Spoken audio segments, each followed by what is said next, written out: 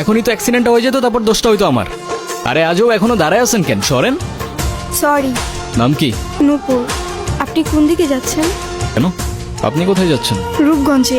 আপনি চাইলে আমি আপনাকে ড্রপ করে দিতে পারি। আপনাকে ধন্যবাদ বলে ছোট করব, আপনি সত্যি আমার অনেক বড় উপকার করলেন। আচ্ছা, আপনি এখান থেকে তাহলে কোথায় যাবেন? আমার একটা ফ্রেন্ড আসবে।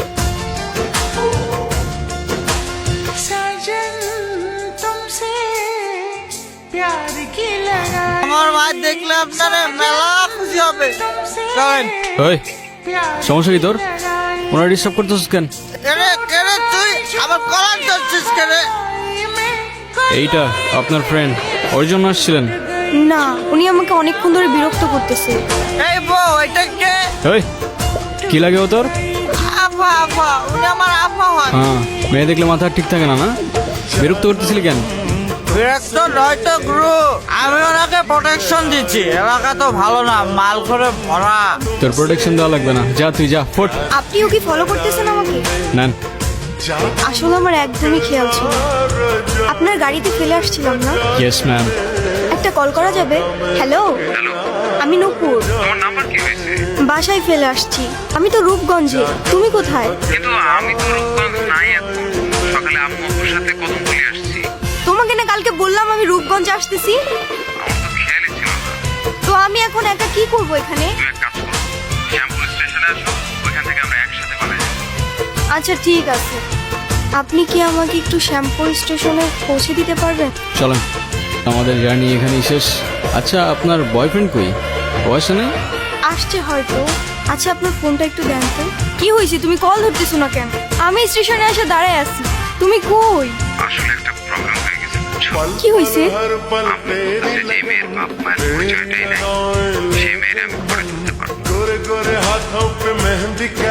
এই শহরের মানুষগুলোর জন্য কান্না করে লাভ নেই, মুখটা ধুয়ে ফেলেন, আর পারলে সাথে নিজের কষ্টগুলোও মুছে ফেলেন। বলছিলাম না, আজকাল মানুষের 2 দিনে ভালোবাসা হয়, 3 দিনে পালাই গিয়ে 4 দিনে ডিভোর্স হয়ে যায়। আপনার তো তাও ভাগ্য ভালো, আগেই কাহিনী শেষ। আচ্ছা, আমার সাথে বারবার কেন এমন করে বলতে পারেন? আচ্ছা, কি হয়েছে বলেন তো? সে যেই তো আসে নাই, আপনি বাসায় ফিরে যান। না, আমি আর ওই বাসায় ফিরতে পারবো না, আর কখনো ফিরতে চাই না। ফিরতে চান না মানে? ঠিক বুঝতে পারলাম না। মা বাবা হারানোর পর আমি আমার মামা বাড়িতেই বড় হয়েছি। মা বাবার ভালোবাসাটা কি সেটা আমি কখনোই বুঝে উঠি নাই। আমি ভাবতাম মামা মামির মধ্যেই হয়তো আমি আমার বাবা মার ভালোবাসাটা খুঁজে পাবো, কিন্তু আফসোস। কিরে, এত দেরি হলো যে?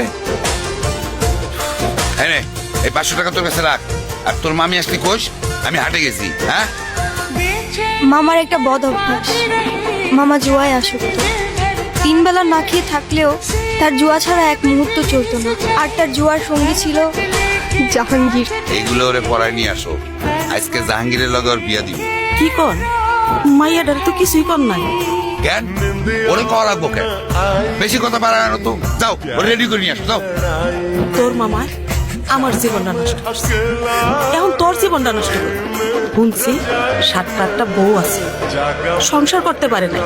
তোরে না একটা পুলায় ভালোবাসে, এই পুলাটারে কল দিয়া পুলাটার সাথে পালায় আসা। তোর জীবনটা নষ্ট করিস না। ও নাকি আমাকে অনেক ভালোবাসে, আমার জন্য সব কিছু করতে পারবে। ওর কথাগুলো শুনলে মনে হতো পৃথিবীতে অন্তত কেউ একজন আছে যে আমাকে সত্যিকারের ভালোবাসে। আর যখন কাঁধে দায়িত্বটা পড়লো, সেই ভালোবাসা জানালা দিয়ে পালায় গেল, তাই তো? আমি তোমাকে ভালোবাসি।